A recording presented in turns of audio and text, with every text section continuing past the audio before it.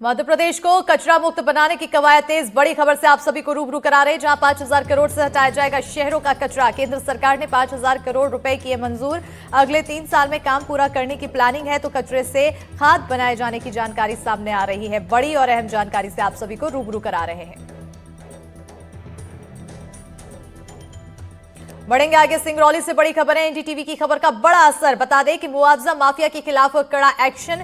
मुआवजे के लिए बने सभी घर अपात्र घोषित। 3 गांवों में करीब 6,000 घरों का निर्माण। प्रदेश और विदेश से आए लोगों ने बनवाए घर, तो मुआवजे के लिए बनवाए गए घर। किसानों से जमीन खरीद घरों का निर्माण। सभी घरों को कराया जाएगा ध्वस्त। बताते चले कि मध्य प्रदेश के सिंगरौली जिले में एनडीटीवी की खबर का असर देखने को मिला है, जहां मुआवजा माफियाओं पर प्रशासन ने कड़ा एक्शन लिया है। बताया जा रहा है कि जिले के बंधा कोल ब्लॉक के 3 गांवों में जमीन के मुआवजे के लिए लोगों ने किसानों की जमीन खरीद करीब 6,000 घरों का निर्माण किया।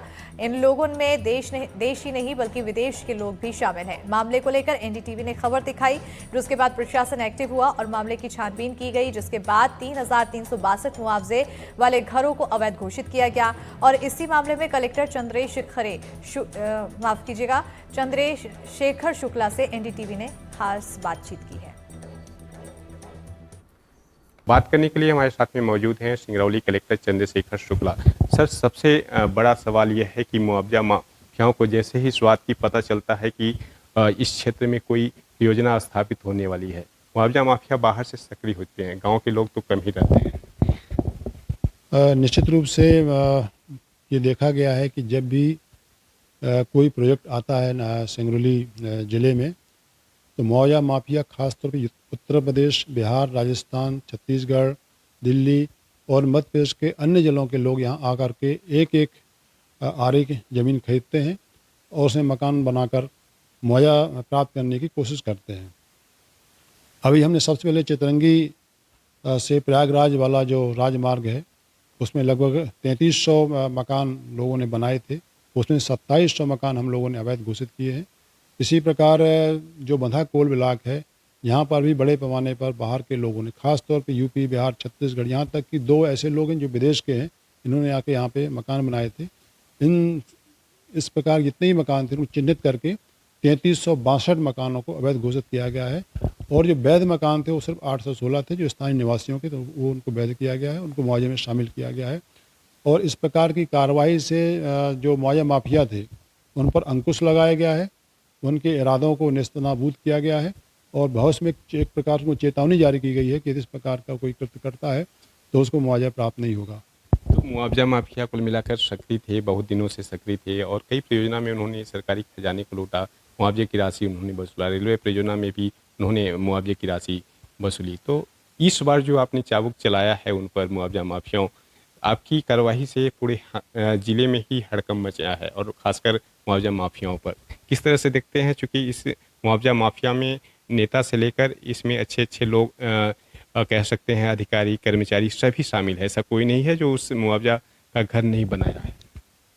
देखिए, वर्तमान की जो स्थिति है, इसमें प्रशासन द्वारा पुलिस के सहयोग से लगातार नज़र रखी जा रही है।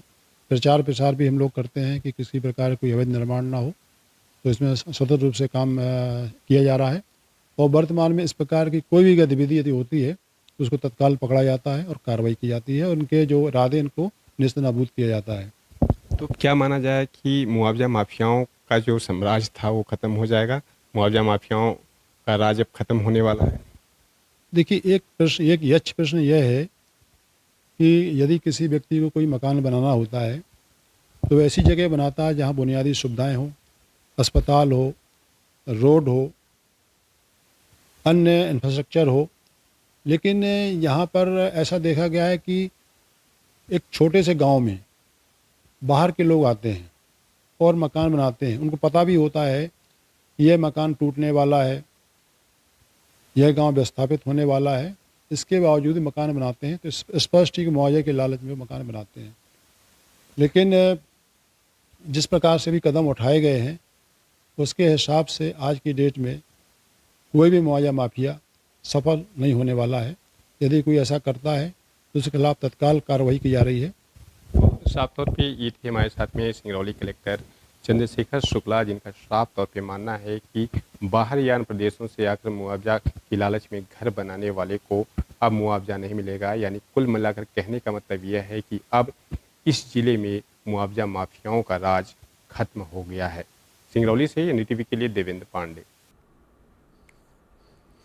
अंबिकापुर में अतिक्रमण के खिलाफ प्रशासन की बड़ी कार्रवाई देखने को मिलेगी, जहां राजा माता देवेंद्र कुमारी सिंह देव मेडिकल कॉलेज के सामने गंगापुर खुर्द के 50 से ज्यादा परिवारों को बेदखली का नोटिस थमाया गया है, जिसे लेकर लोगों में खासी नाराजगी है। तो प्रशासन की तरफ से 7 अप्रैल को यह नोटिस दिया गया था।